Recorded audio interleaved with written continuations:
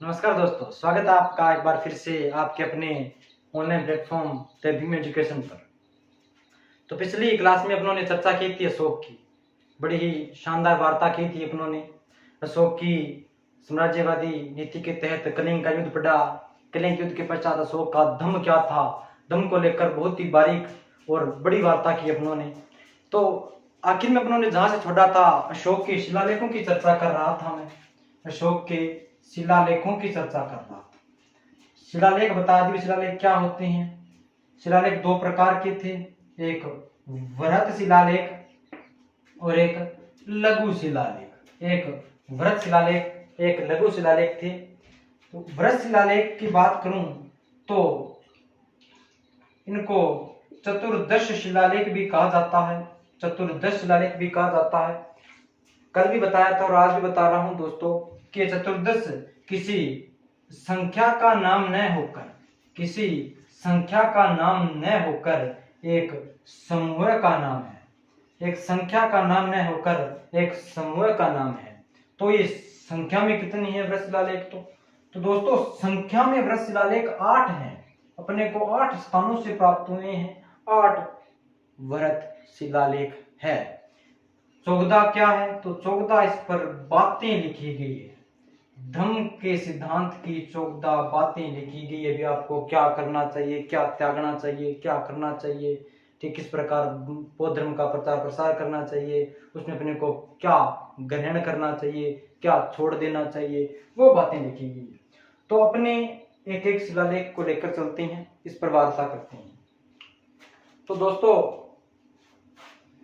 शिलालेख, वृहत शिलालेख, लघु शिलालेख, फिर आगे अपने स्तंभलेख की चर्चा करेंगे। स्तंभलेख, गुहालेख, फिर बौद्ध धर्म के प्रचार प्रसार की। तो बड़ा ही शानदार वीडियो होने वाला है, शानदार क्लास लगने वाली है, बस देखिएगा। शिलालेख संख्या में 8 थे। कहां कहां से मिले तो ये देख लेना। नंबर एक शाहबाज गढ़ी, बता दूंगा कहां कहां से मिले हैं, क्या इनकी लिपि थी, क्या भाषा थी, आप एक बार देखिएगा। नंबर 2 शाहबाज गढ़ी, मान सेहरा। फिर बात करूं मैं गिरनार की, गिरनार, फिर एरियर गुड्डी। फिर मैं बात करूं नंबर 5 पर Dhauli. Number 6 Jaugada. Number 7 Kalsi. Number 7 Kalsi. Shahbazgarhi, Mansehra, Girnar, Erragudi, Dhauli, Jaugada और कलसी। एक अपना रह गया था सोपारा।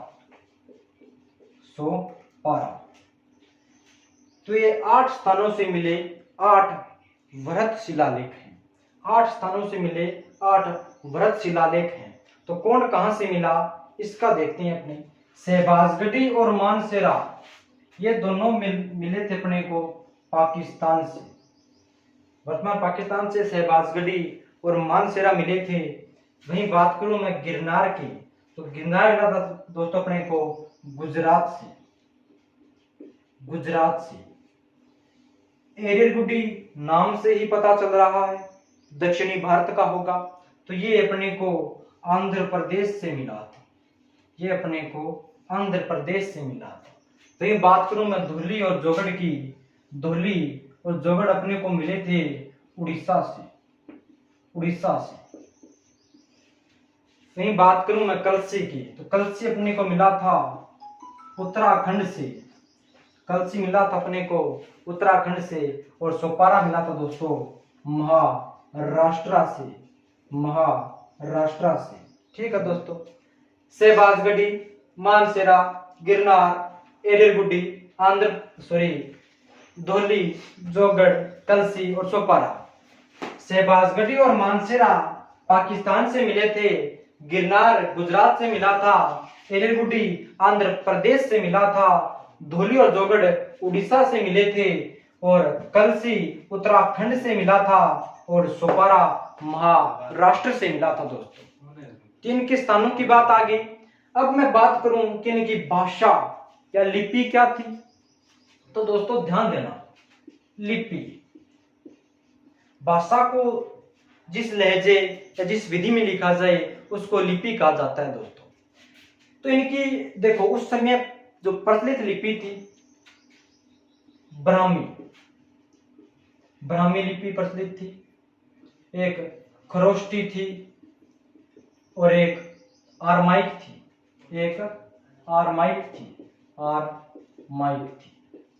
अब मैं बात करूं ब्राह्मी लिपि, वैसे ब्राह्मी किस दिशा से किस दिशा की ओर लिखी जाती थी, तो ब्राह्मी लिपि बाएं से दाएं लिखी जाती थी। ब्राह्मी लिपि बाएं से दाएं लिखी जाती थी। वो जो खरोष्टी लिपि है दोस्तों, ये इसका उल्टा अर्थात दाएं से बाएं खरोष्टी लिपि। और आरमाइक या एरमाइक इस खरोष्टी लिपि का एक भाग है, यह भी दाएं से बाएं लिखी जाती थी। ठीक है दोस्तों, ब्राह्मी लिपि बाएं से दाएं, खरोष्टी लिपि दाएं से बाएं, और जो आरमाइक लिपि है वो दाएं से बाएं लिखी जाती थी। तो अब इनकी लिपि क्या है, तो ध्यान देना दोस्तों, थोड़ा सा इसको साफ कर लेते हैं। तो ध्यान देना दोस्तों,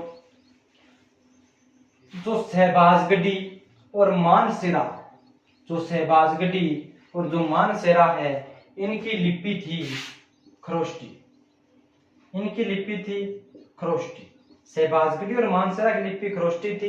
अगर मैं थोड़ी और अधिक चर्चा करूं तो अपने को कंधार पड़ता है साहब, अफगानिस्तान, वर्तमान अफगानिस्तान में पड़ता है। कंधार से अपने को 2 शिलालेख और प्राप्त हुए हैं। कौन कौन से प्राप्त हुए, तो एक प्राप्त हुआ शेर ए कुना, एक था लागमान। इनकी लिपि खरोष्टी और आरमाइक दोनों प्रकार की लिपि थी।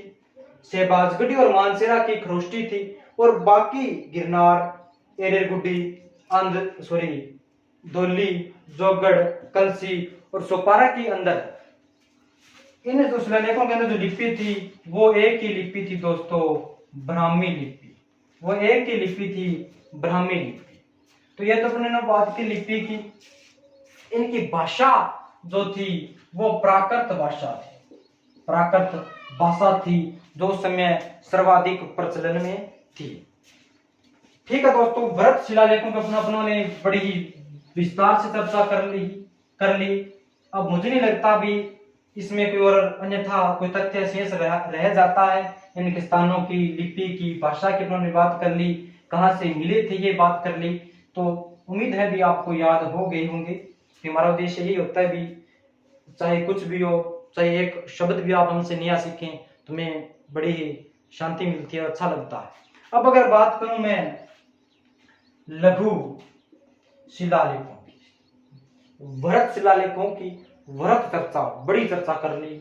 लघु शिलालेखों की लघु चर्चा करेंगे। तो जो लघु शिलालेख वैसे तो कई जगह पर मिले हैं अपने को, परंतु जो प्रमुख अगर की बात करूं तो प्रमुख 4 जगहों से अपने को मिली हैं। तो कौन कौन सा 4 जगह है देखिएगा। नंबर 1 मोस्की से मिला है, नंबर 2 उदयगोलम, नंबर 3 नेटूर से मिले हैं, और मोस्की, उदयगोलम, नेटूर से अपने को मिले हैं। संख्या में 4 थे लघु शिलालेख, मोस्की, उदयगोलम, नेटूर, और एक अपना पड़ता है मास्की, उदयगोलम, नेटूर और गुर्जरा से। अब इन स्थानों की अगर बात करूं मैं, मोस्की पड़ता है एमपी मध्य प्रदेश के अंदर, उदयगोलम, नेटूर और गुर्जरा पड़ता है साहब कर्नाटक के अंदर। इन 4 लघु शिलालेख इतने महत्वपूर्ण क्यों हैं? क्योंकि इनके अंदर अशोक का अशोक का वास्तविक नाम अशोक मिलता है।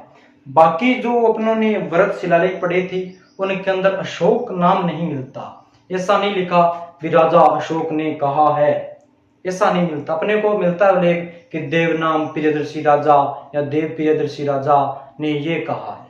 तो इनमें भी बातें यही थी, उनमें भी बातें वही थी, परंतु इसमें नाम मिलता है अशोक, तो अपनों को पता चल गया कि वो लेख भी किसके हैं, अशोक के ही है। तो मॉस्की, देवोलम, नेटोर और गुजरात से इसका नाम अशोक मिलता है। अब अगर बात करूं मैं अशोक का बौद्ध धर्म, अशोक ने बौद्ध धर्म ग्रहण कर लिया, इसका सबसे बड़ा प्रमाण, सबसे बड़ा प्रूफ है अशोक के बौद्ध होने का सबसे बड़ा प्रमाण है अपने राजस्थान के अंदर। राजस्थान के अंदर जगह पड़ती है बेराट, बेराट जयपुर के अंदर, बेराट जयपुर के अंदर एक जगह है भाबरू, भाबरू, भाबरू से एक शिलालेख प्राप्त हुआ है अपने को, एक शिलालेख प्राप्त हुआ है जिसका आकार बेलनाकार है। तो एकमात्र ये भी ध्यान रखना भी, अशोक का एकमात्र बेलना शिलालेख भाबरू था, ठीक है। और इस पर त्रिबुद्ध यानी जो बौद्ध धर्म के जो त्रिरत्न होते हैं, त्रिरत्न यानी बौद्ध, धम्म और संघ, इनका भी उल्लेख है। बौद्ध, धम्म और संघ, ये अशोक बौद्ध धर्म के त्रिरत्न होते हैं, ठीक है दोस्तों। तो अशोक के बौद्ध धर्म होने का सबसे बड़ा प्रमाण विराट जयपुर के अंदर भाबरू लेख, एकमात्र बेलनाकार शिलालेख था, त्रिरत्न बौद्ध, धम्म और संघ। अगर भाई मैं बात करूं भी इनका सर्वप्रथम पढ़ा किसने, तो भाबरू अभिलेख को सर्वप्रथम 1837, याद रखिएगा 1837 डेट। 1837 के अंदर जेम्स प्रिसेप ने सर्वप्रथम भाबरू अभिलेख को पढ़ने में सफलता पा ली।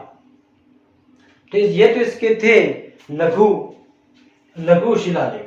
अब अपने बात करते हैं इसके स्तंभ लेखों पर, अशोक के स्तंभ लेख।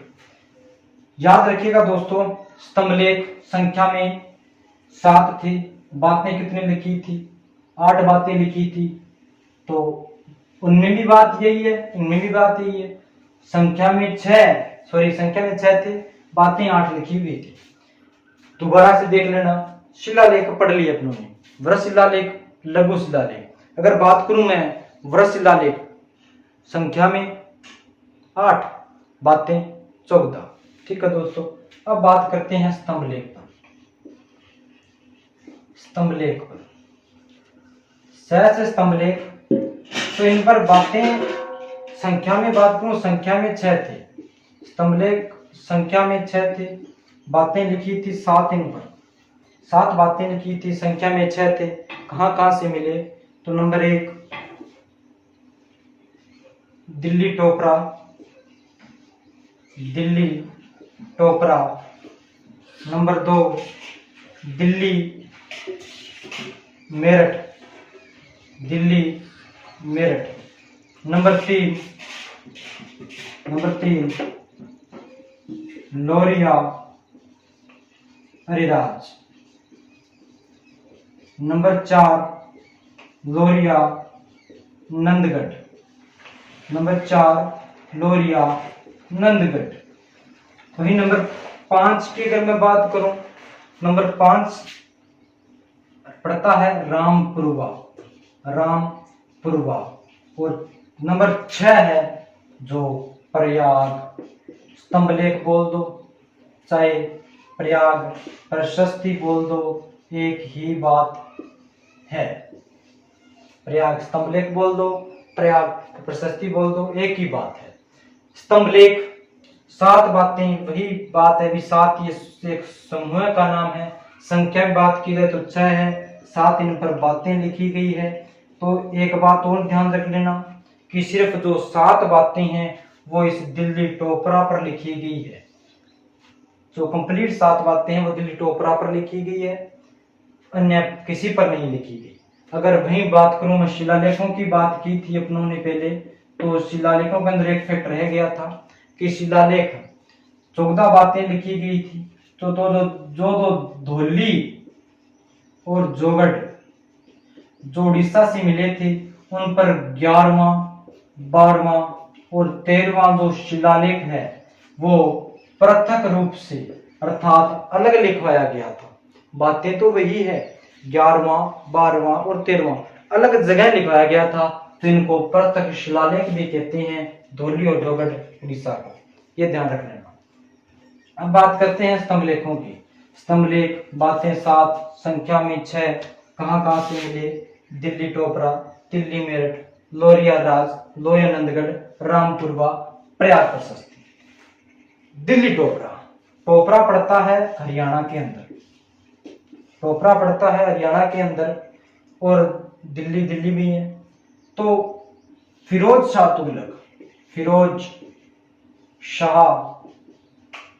तुगलक ने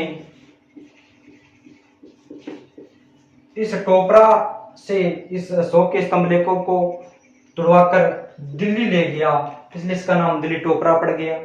यही फिरोज शाह तुगलक, मेरठ पड़ता है यूपी के अंदर, यूपी के मेरठ स्थान से इस स्तंभ लेख को तुड़वाकर दिल्ली ले गया, नाम पड़ गया दिल्ली मेरठ।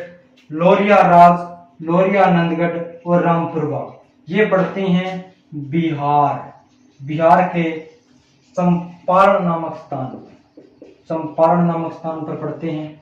चंपारण वैसे एक बड़ा ही महत्वपूर्ण स्थान है।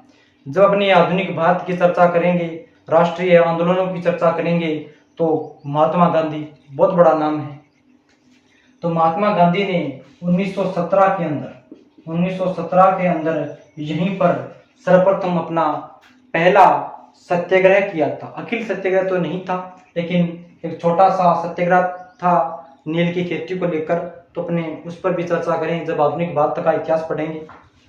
तो ये पड़ता है बिहार चंपारण के अंदर। यहाँ से नेपाल के लिए भी रास्ता जाता है, बिहार से नेपाल के लिए रास्ता जाता है। तो ये उस रास्ते के बीच में लगाए गए हैं ताकि आते जाते लोग इनको पढ़ सके। स्तंभ लेख बातें 7, संख्या में 6, दिल्ली टोपरा, दिल्ली मेरठ, लोरिया राज, लोरिया नंदगढ़, रामपुरवा और प्रयाग प्रशस्ति। प्रयाग प्रशस्ति पहले तो थी कौशाम्बी के अंदर एमपी में, परंतु अकबर ने इसको प्रयाग के अंदर ले आया।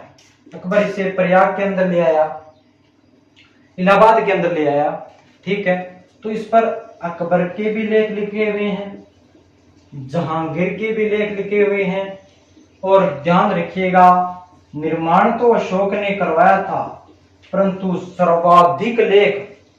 सर्वाधिक जो लेख उत्कीर्ण है वो एक गुप्त शासक समुद्रगुप्त के सर्वाधिक प्रयाग प्रशस्ति पर लेख उपलब्ध हैं, जिसका आने वाले समय में अपनी बहुत ही बड़ी चर्चा करेंगे समुद्रगुप्त पर, बहुत बड़ी चर्चा करेंगे समुद्रगुप्त पर। तो ये था दोस्तों आपका स्तंभ लेख। अब बात रही है गुहा लेखों की। गुहा लेख, गुहा अर्थात गुफा, गुफाओं के अंदर भी कुछ लेख लिखवाए थे। तो गुहा लेखों की बात करूं तो सम्राट अशोक ने बाराबर की पहाड़ियां कहाँ पड़ती है गुरुजी? बराबर की पहाड़ियां पड़ती है बिहार के अंदर बराबर की पहाड़ियों में सम्राट अशोक ने आजीवक संप्रदाय के भिक्षुओं के रहने के लिए यहाँ पर इसने 4 गुफाओं का निर्माण करवाया। कुलजी मार कर दे, 4 गुफाओं का निर्माण कराया। तो ये 4 गुफाएं कौन कौन सी थी, बड़ी इंपॉर्टेंट अपने आप में, ध्यान दीजिएगा दोस्तों। 4 गुफाएं कौन कौन सी थी? तो नंबर 1 कर्ण, मित्र, चौपार और सुदामा। कर्ण, मित्र, चौपाल और सुदामा, ये जो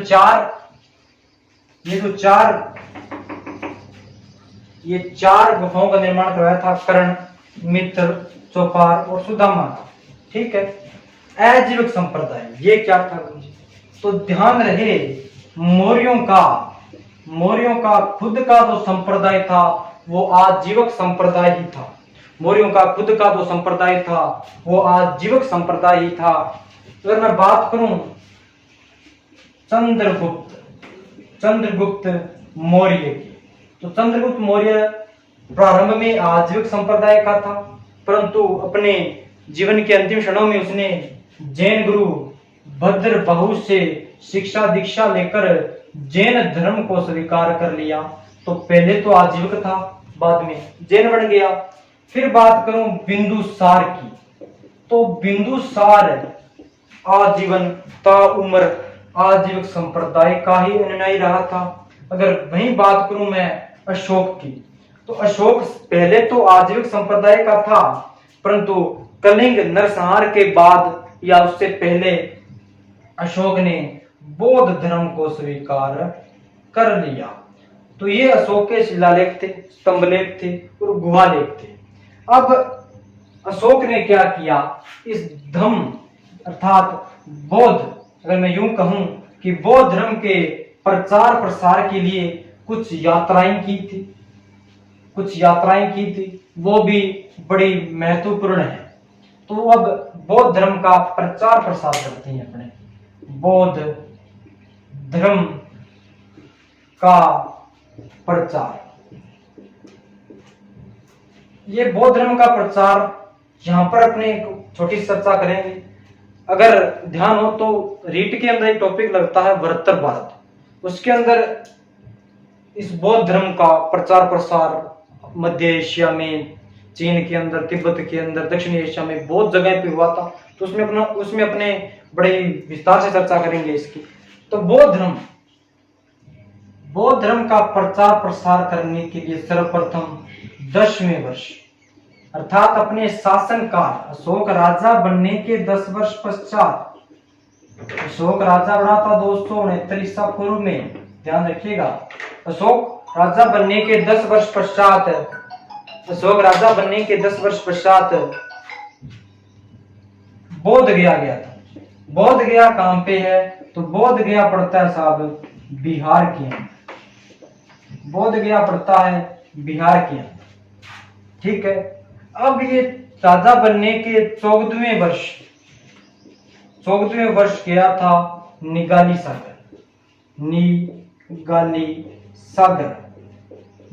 सागर गया था। निगाली सागर में क्या काम किया? तो ध्यान रखना, निगाली सागर के अंदर बुद्ध के 5वें अवतार माने जाने वाले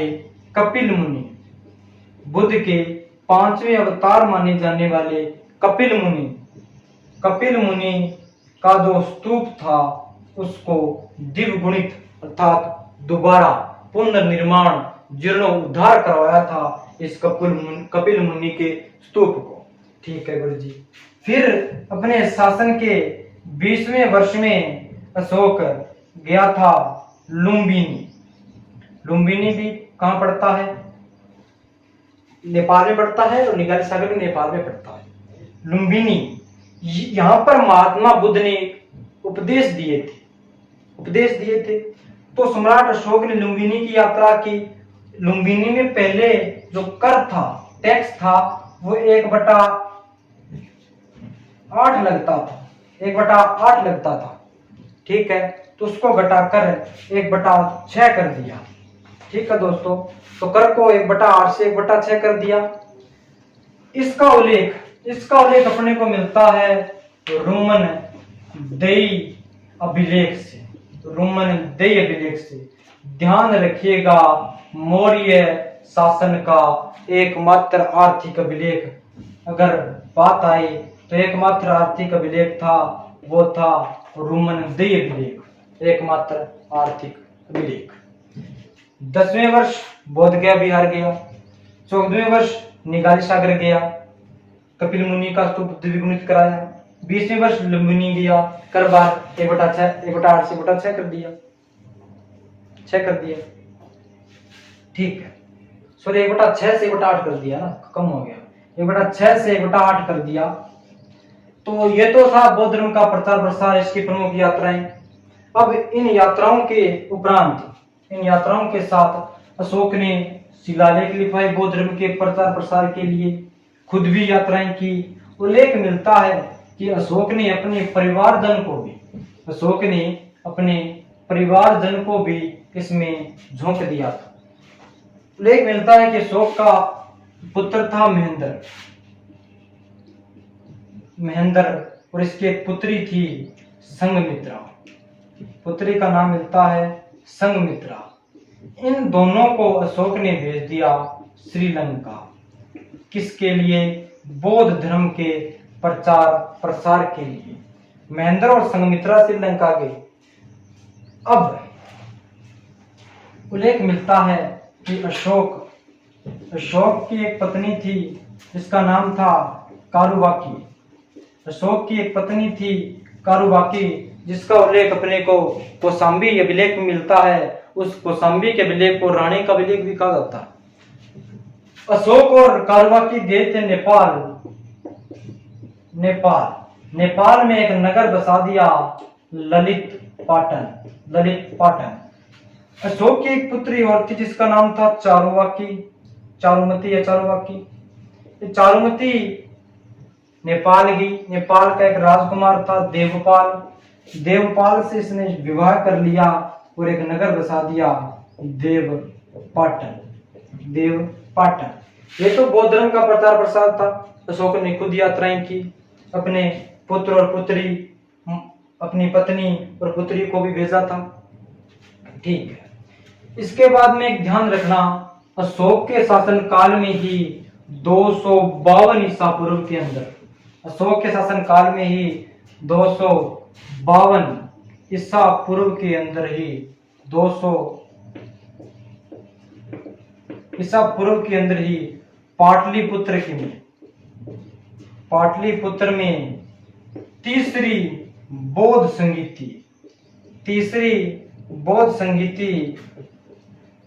संगीति का आयोजन किया गया। इसका अध्यक्ष वही महान इंसान मोगलीपुत्र तिस था। तो ये अशोक की कुछ खास बातें थी। अशोक का साम्राज्य विस्तार पढ़ लिया अपनों ने, अशोक के प्रमुख धम्म पढ़ लिया। धम्म क्या था, बहुत लंबी चर्चा की इस पर। अशोक के शिलालेख, अभिलेख, स्तंभलेख, गुहालेख, फिर बात की बौद्ध धर्म का प्रचार प्रसार की। इसके उपरांत अगर बात करूं मैं, तो लेख मिलता है कि अशोक का साम्राज्य विस्तार उत्तर में जम्मू और कश्मीर तक था। वहीं अगर बात करूं मैं श्रीनगर की, बड़ा ही खूबसूरत इलाका है श्रीनगर का संस्थापक भी अशोक को बताया जाता है।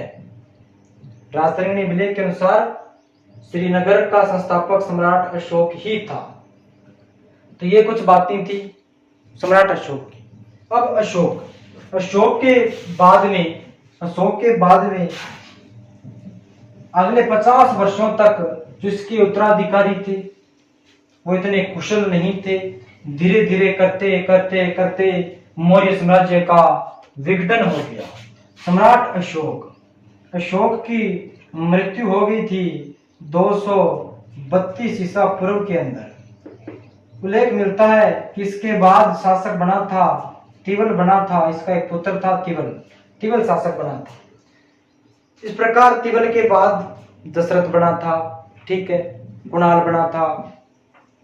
चलते तो इसका जो आखिरी शासक था वो था